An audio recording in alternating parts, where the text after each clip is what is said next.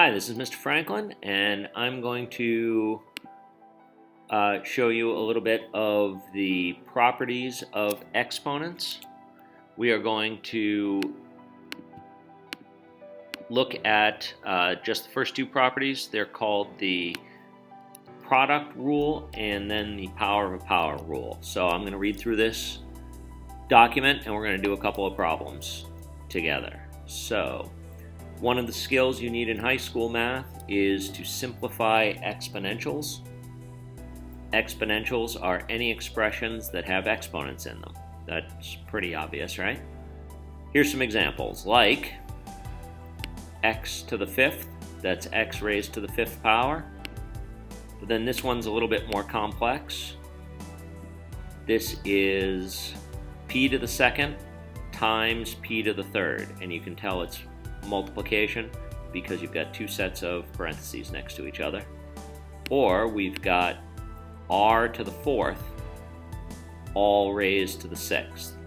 In other words, we've got r and we raise it to the fourth power, and then we take whatever that result inside the parentheses is, and then we raise that result to the sixth power again, which seems like you're doing the same thing twice, which is why we're going to simplify it.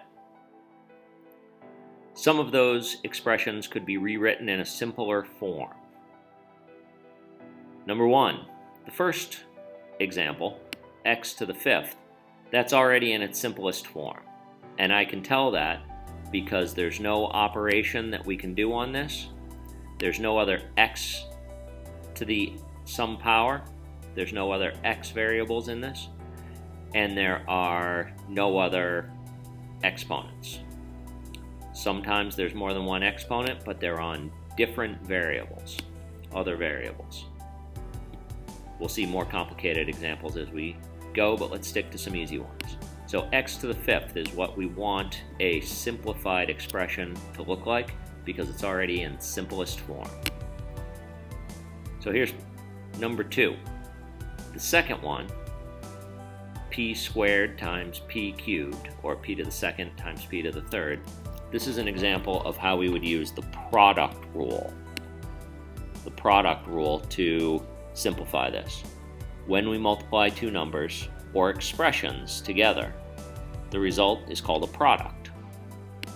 So the result of multiplication is the product. So since we're multiplying here, it's the product rule. In p squared times p cubed, we are multiplying one small expression, p squared, or p to the second, with another small expression, p to the third. The important thing to notice here is that both the little expressions have the base p. That's important. They have the same base, p, which means we can multiply them together to get another expression with base p. Let me show you how this is done and why it works this way. So given the expression p squared times p cubed,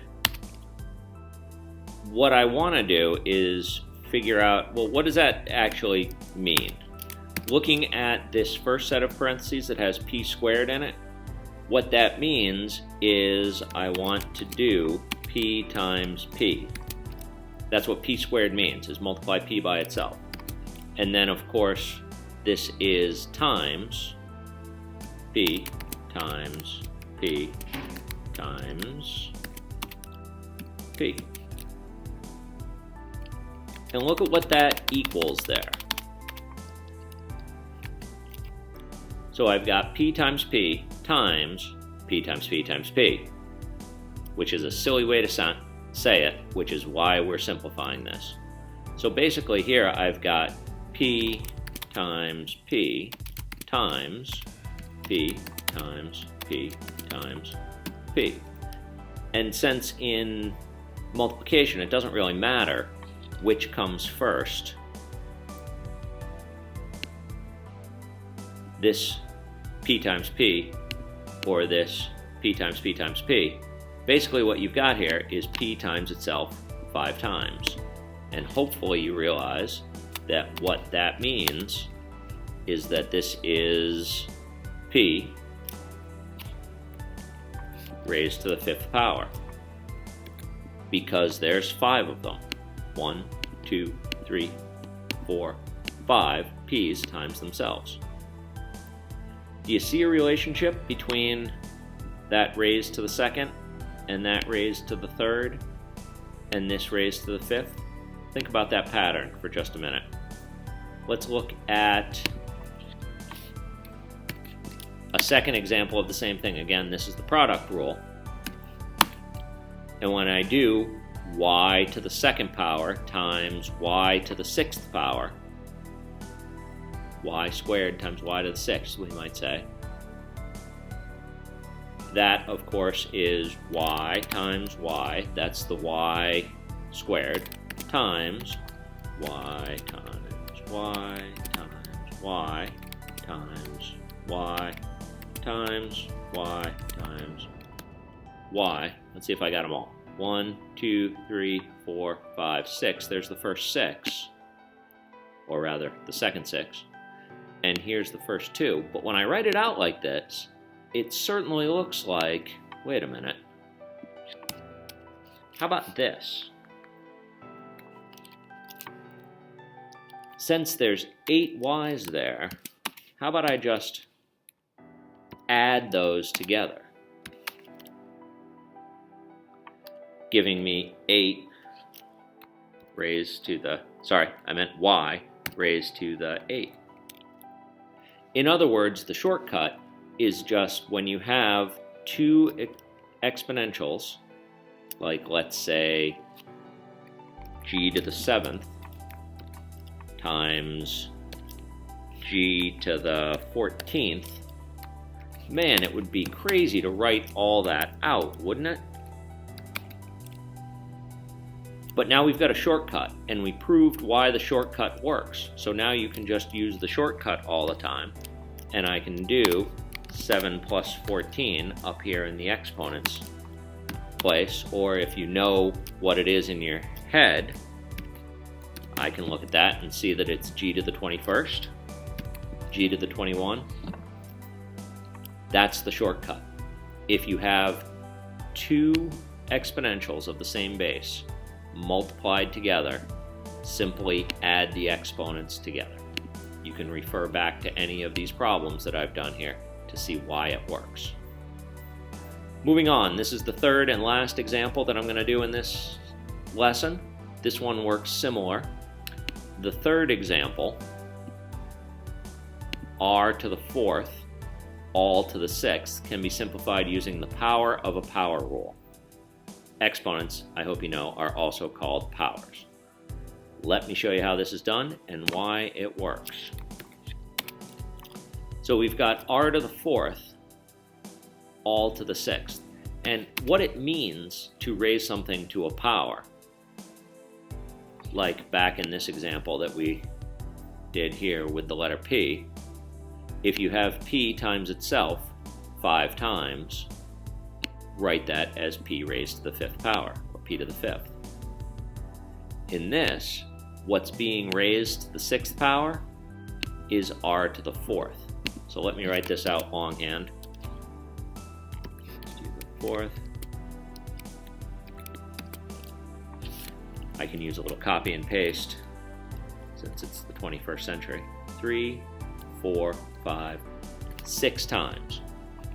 R to the 4th to the 6th really means raise r to the 4th, or multiply r to the 4th times itself 6 times.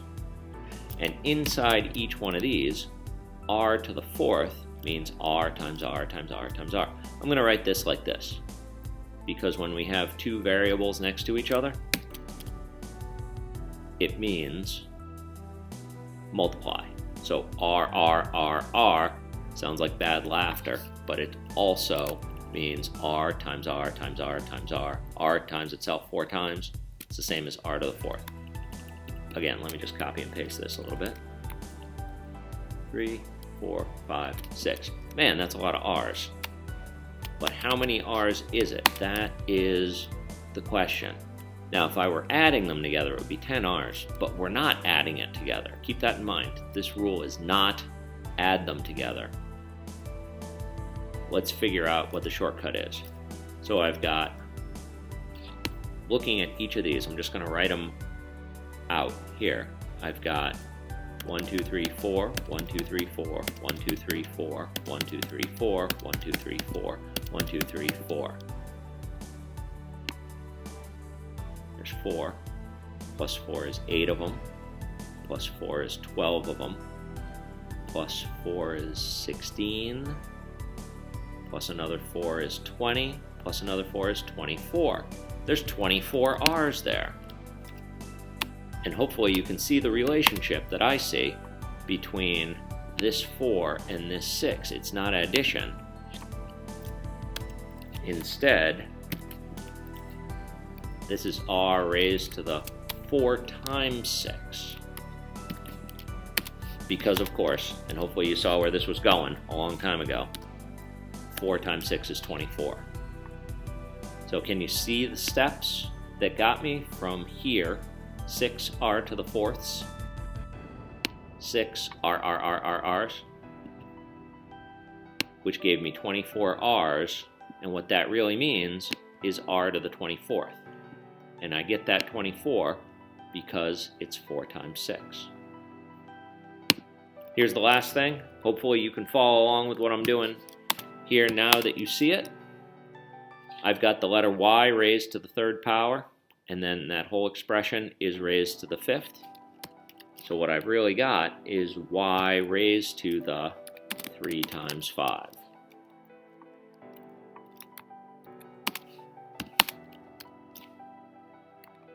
Of course that means Y to the 15.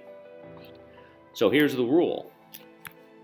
When you have two expressions of the same base, when you have an expression t and you raise it to a power, like the 6, if you then take that whole expression and raise it to another power, like say the 2nd, all you have to do is take t and raise it to the 6 times 2. So this simplifies to be the 12th, and that's all there is to it. Thank you for paying attention to this lesson. You'll now have some problems of your own to do.